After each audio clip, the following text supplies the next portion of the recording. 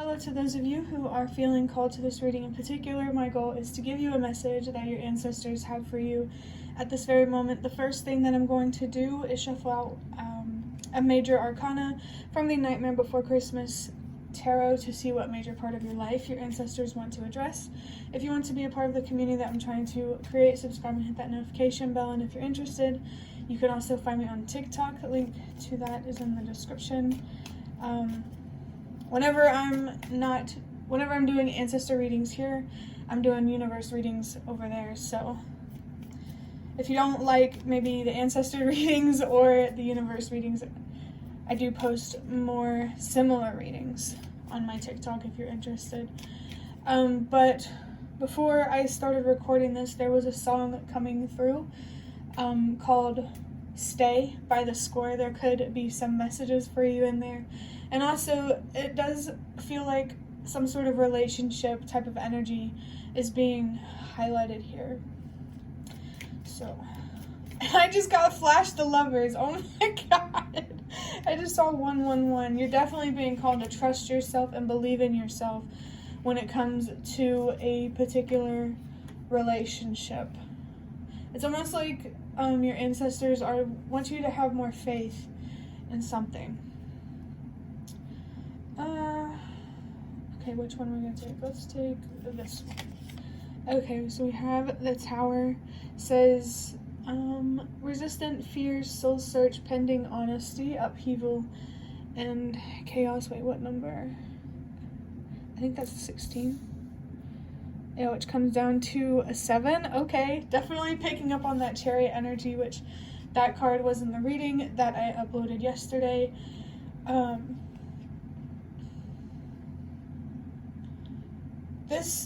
How the Chariot and the Tower are related is an upheaval in your life will teach you how to trust yourself more and believe in yourself more. That's what it feels like is being highlighted here. Your ancestors want to talk to you about a particular upheaval, which is really interesting, and it feels related to a significant relationship, maybe one that you've been wishing for or something like that.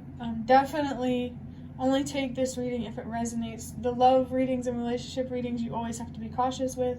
I just saw 2, 3, 4. Trust that you are always where you're meant to be, exactly where you're meant to be. You got to make sure that your intuition, you got to make sure it's your intuition and not your ego and anxiety. But now I'm going to move on to these Prismavision tarot cards to just get about 4 of them. That's what seems to be working. But we have the King of Swords. So I definitely feel something about how this upheaval has really, really helped you gain a lot of wisdom. It's taught you how to express your morals, your true values through your actions. This King energy is definitely very, very powerful. The decisions that you make are definitely more wise. We have the 7 of Pentacles with Taurus. Now, the number 7 or 777 may be particularly significant. Oh my gosh, and I did mention how 7, if we get another 7 card in this reading, I'm going to flip. But the 7 of Pentacles there's something here about patience and also about your patience paying off. Yeah, don't be afraid to do your own thing, to be different, to follow your own path. Okay, we're seeing the Page of Cups, which very much gives me the energy of, especially with the Tower, inner child. You're definitely more connected. I'm feeling something here about more communicative with your inner child. Maybe there's something here about reparenting. For some other people, this King of Swords, someone who's not able to be deceived easily, someone who leads with truth. I forgot what I was going to say about that because I just got distracted from seeing 432 and now I just saw 444. So when it comes to your foundation, patience is very, very important. I want to say piece of that puzzle. Stay patient especially with yourself. Keep looking inward for your answers if that's where you are on this journey. I was saying this King of Swords could be more like a goal for somebody, and right now you're being called to focus on your inner child and to stay patient and to keep healing and finding the answers that you need. If this King of Swords is more of like a goal, which, you know, if your goal is to be more honest about how you feel and you take actions that are more rooted in your morals and your self-worth rather than self-destruction and people-pleasing. I feel like with people-pleasing, you felt like you had to do that when you were growing older, but I feel a little bit distracted. I'm also feeling something here about magical thinking, distraction, magical thinking. There might have been an escape here from childhood that's being highlighted here. Maybe an escape that was also a dream, if that one's relevant. Doesn't have to be. But something really understanding, how do I describe this? It's just your escape, through the way you helped yourself escape reality through your childhood. There's something significant about that. And I think it's hard to explain because it might be different for other people. But yeah, just putting that out there. And now we have the Four of Wands with Aries and Venus. I really got to read the simplified astrology book because, I don't know, I just feel like I could use more information for these readings. And also, I don't know, I guess I'm just feeling called to it. Maybe this could also be a calling for you to get into astrology or just spirituality in general, to not be afraid to rely on your faith to help you get through struggles and hard times. The Four of Wands, yeah, stay focused. Yeah, there's very, very strong foundation energies here, especially with the Tower and the Four of Wands. Right now, you need to be focused on the foundation of your foundation. You need to be focused on your mental health and, you know, figuring out how to make better decisions and why you feel the way you do so you can change your perspective, that kind of thing. I really feel like the kind of energy that you're being called to embody or something like that is the Hermit, retreating and reflecting and healing and releasing. But now I'm going to use these, I almost said tarot cards, but I'm going to use these index cards for the rest of the reading. There could be something here about tarot cards for somebody in particular, maybe getting yourself some tarot cards because that might help with guidance. And don't, you know, it's possible to learn how to use tarot on your own. You just have to be curious enough, you know. But the first one we have is, yeah, maybe it'd be best to focus on ourselves right now. So I was feeling that relationship type of energy, I think. It doesn't have to be a relationship. Maybe it's just something you're really wishing for. Your ancestors don't want you to be so focused on that you're attached. And, you know, there's something here about impatience, like the outcome causing you to be impatient, triggering that self-destructive energy that sets you back. So yeah, for sure, I really already felt that right now the focus needs to be on you. No, that's not to say that what you're really wishing for is what happened. It's to say that if you focus on what you're wishing for, and the outcome of that, it's not going to happen. So stay focused on exactly where you are right now and keep at the hard work, especially if it's internal stuff. And don't focus too much on time, about how long it takes you to heal and find answers and to connect the dots, if that makes sense. Just allow the journey to take its course. Definitely picking up on the moon.